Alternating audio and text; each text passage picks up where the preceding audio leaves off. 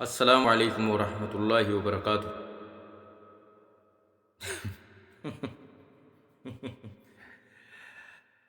ay ay ummata kana hamzaatu waleessa ofin ajjeesaa jedhaa gaa nagaatti qiyaamaa ma wal arginaa jedhe jennaani ayyee rabbas hin deebisinii qaame bishaan hin dhugan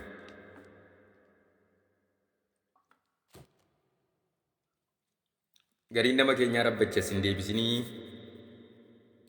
deemii nurraayii jennaan amma miliqee jira akka waan of ajjeeseetti miliqee jira rakkoon qabu waan of ajjeesuu keerraallee hin barbaadu namoonni baay'een hamzaan seeratti nuuf dhiyaatu majliisni federaalaa seeratti haa dhiyeessu hamzaa qabee seeratti dhiyaatee murtiin itti kennamu jechaa jiru bareedaadha haa dhiyaatu seeratti yoo seerri jiraate kanaan dura eenyuun qabee seeratti kenne majliisni federaalaa majliisni naannoos ta'e majliisni aanaas godinaas gandaas gooxiis eenyuun qabee seeratti kenne darrummaan darreen hamzaa caalu hedduutu guutee jira miidiyaa kanarra kan guyyaa guyyaatti islaamummaa arrabsaa oolu islaamummaa xiqqeessaa oolu achuma keessa taa'e meeqaaf meeqatu jira hedduutu jira eenyuun seeratti dhiyeesse ilaa ummanni muslimaa akka gootanyu majliisuma kadhachaa jirtan kana qabaa seeratti dhiyeessaa majliisuma seeratti dhiyeessaa majliisni isin seeratti dhiyeessitan kun ofii isaatiiyyuu yakkamaa guddaadha haqa walitti himnaan isiniin jedhe haqa walitti himna titii sanarraan kaaftu majliisis ta'e namni majliisa faarsitus namni majliisa federaalaa jetti majliisa maalii maal nuu gochaa jira maal nuuf buusaa jira maal hojjechaa jira namoota amantaan taphatan namoota islaamummaan taphatan namoota hawaasa gidirsan namoota hawaasaaf hawaasa walitti buusan majliisni guyyaa meeqa qabee seeratti dhiyeessee beeka majliisumti sun mataan isaa yakkamaatti akkamitti dhiyeessu kun isiniif galuu danda'a ulul albaabiif gala malee namoota kaaniif hin galu ulul albaabummaa maal jedhe hamzaan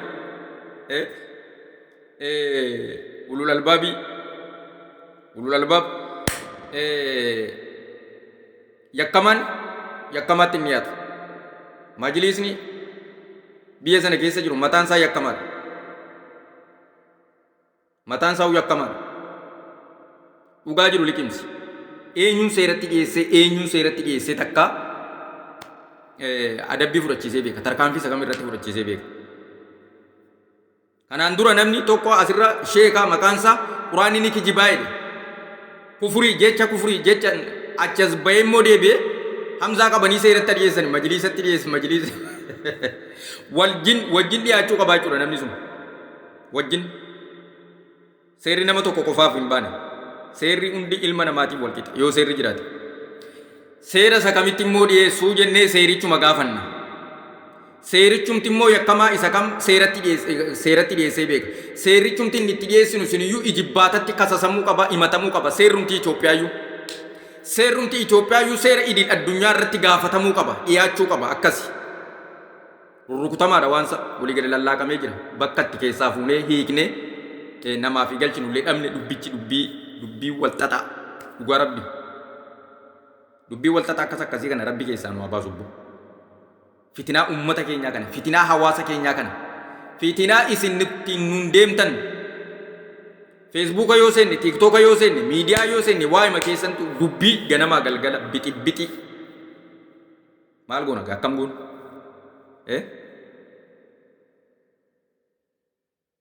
waan ajaa'ibaati ofin ajjeesin hamza sitti meeran wallaahi ofin ajjeesattee finyoo fudhattee kan kaan hobbadhu gama rabbii keetti deebii dogoggora keetiif badii keetiif hawaasa kee dhiifama gaafadhu kanuman siin jedha an akka warra kaaniis dhagaa sittiin darbu dibaa sittiin darbu finyoo fuudhee sittiin fiigu boolla siin qotu qajeeli rabbi si haa qajeelchu waan biraa waan hin jiru hin qabu hunduma keenya rabba qajeelchu meeqaan meeqa jira anfalataa mataatti baatee uuba namarra barbaada oolu. Kan uuba namarra barbaada oolu. Kanaafu seerri majliisaa biyya keenya keessa jiru seeratti dhiyaatu gaafatamuu qaba. Waan callisee sa'a 24 kursii irra taa'ee kursii naannessaa ooluuf hin qabu. Yoo hawaasaaf hin hojjenne achirraa buqqa'uudha.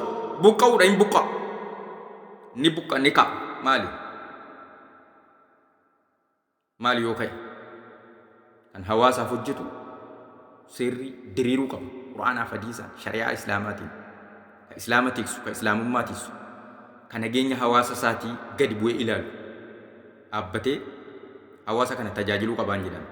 Hangama kootiin. Kanan jechuu barbaada. Akkaawuntii kana koppiliinkii naa godhaa.